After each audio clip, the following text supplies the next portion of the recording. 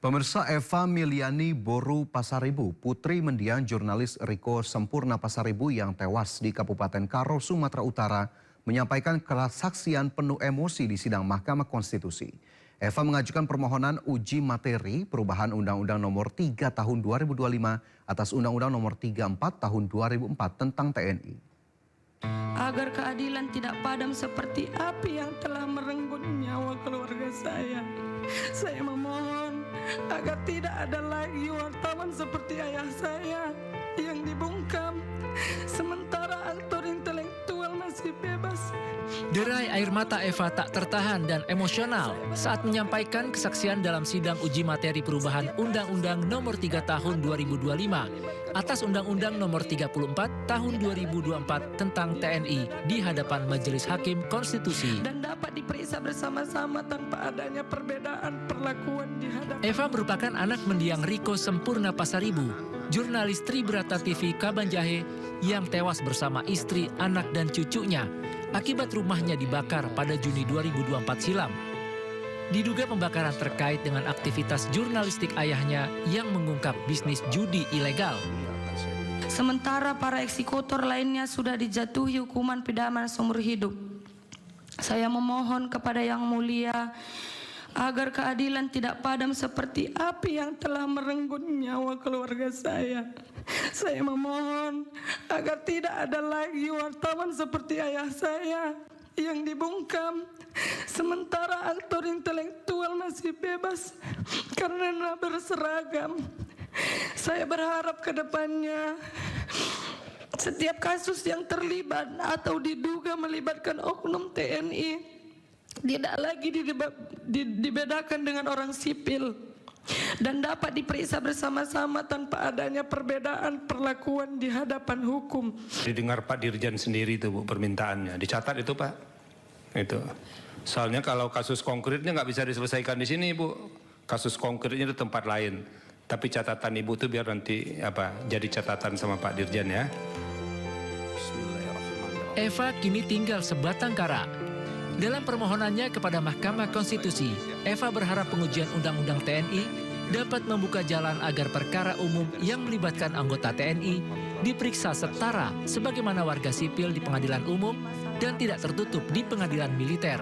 Melainkan hubungan mereka sangatlah akrab. Mimpi DKI Jakarta memiliki transportasi berbasis jalur rel layang ringan monorel tinggal kenangan. Proyek berbiaya triliunan rupiah itu malah mangkrak dan menjadi beban ibu kota selama 2 dekade.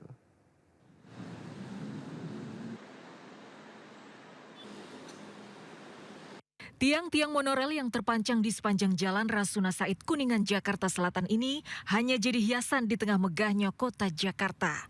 Tiang monorel ini mangkrak selama 2 dekade.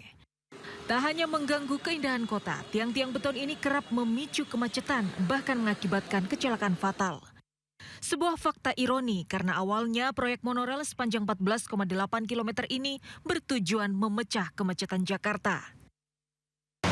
Menurut aku sih mendingan dicabut karena agar luas jalannya. Daripada gini kan mangkrak, jadi kan agak sempit gitu. Akhirnya ya, soalnya udah lama banget gak jelas. Pemandangannya kok jadi nggak indah kan, jadi kalau dicabut happy sih harusnya, jadi lebih bagus lah.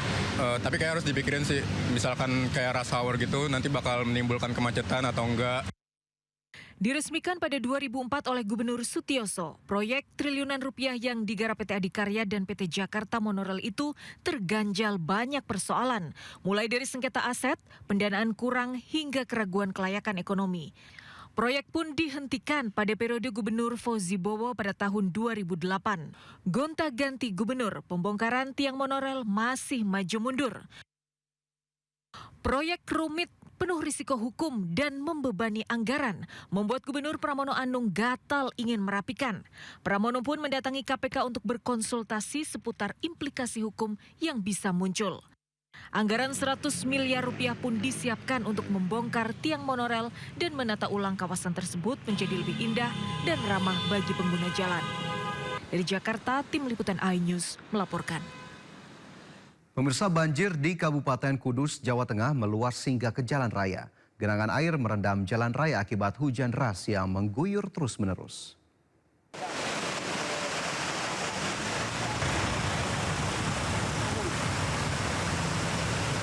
Jalan utama yang menghubungkan Kabupaten Kudus dengan Grobogan terendam banjir. Genangan air meluas di Jalan Provinsi Jati Kelambu dari persimpangan Tanjung Karang sepanjang 2 km. Akibat genangan tersebut, arus lalu lintas di jalur ini menjadi tersendat. Sementara itu sejumlah pengendara sepeda motor yang nekat menerobos banjir mengalami mogok akibat mesin terendam air. Sekarang terdapat genangan air sepanjang 1-2 km. Untuk ketinggian air sekitar 20-30 cm. Untuk itu kami menghimbau pada masyarakat pengguna jalan yang ke arah Purwodadi, kami arahkan ke lewat jalur ke Demak. Karena di Jalan Tanjung, khususnya Jalan Kudus Purwodadi, mengalami ketersendatan, namun roda masih tetap berputar.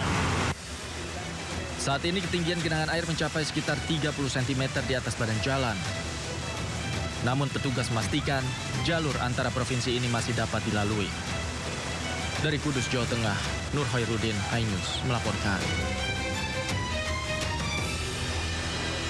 Pemirsa, Syafiq Ali, pendaki Gunung Slamet yang sempat hilang, akhirnya ditemukan tewas. Sebelumnya proses pencarian sempat dihentikan.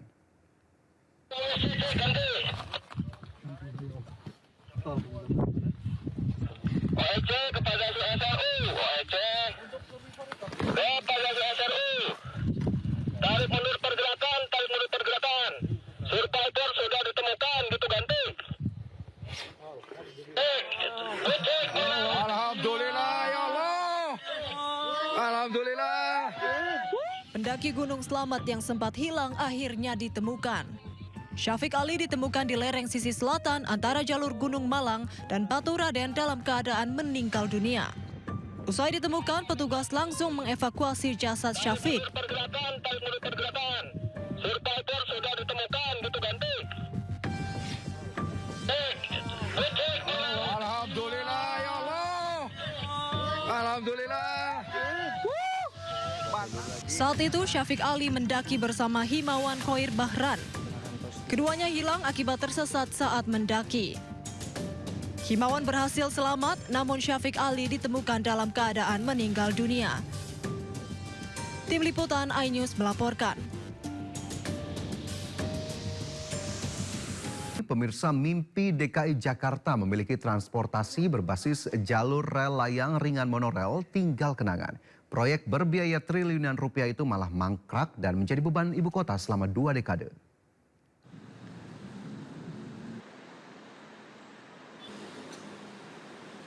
Tiang-tiang monorel yang terpancang di sepanjang Jalan Rasuna Said Kuningan, Jakarta Selatan ini hanya jadi hiasan di tengah megahnya kota Jakarta.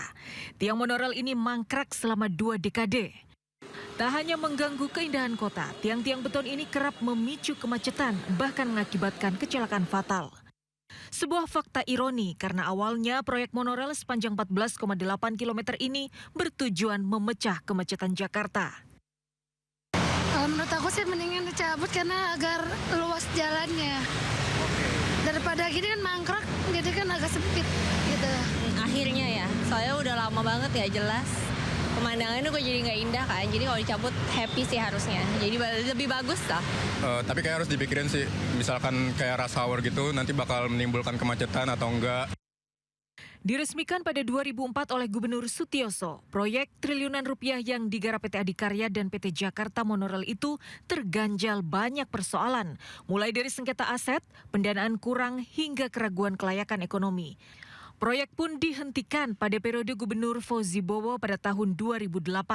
Gonta-ganti gubernur, pembongkaran tiang monorail masih maju mundur. Proyek rumit, penuh risiko hukum dan membebani anggaran, membuat Gubernur Pramono Anung gatal ingin merapikan. Pramono pun mendatangi KPK untuk berkonsultasi seputar implikasi hukum yang bisa muncul. Anggaran 100 miliar rupiah pun disiapkan untuk membongkar tiang monorel dan menata ulang kawasan tersebut menjadi lebih indah dan ramah bagi pengguna jalan. Dari Jakarta, Tim Liputan iNews melaporkan.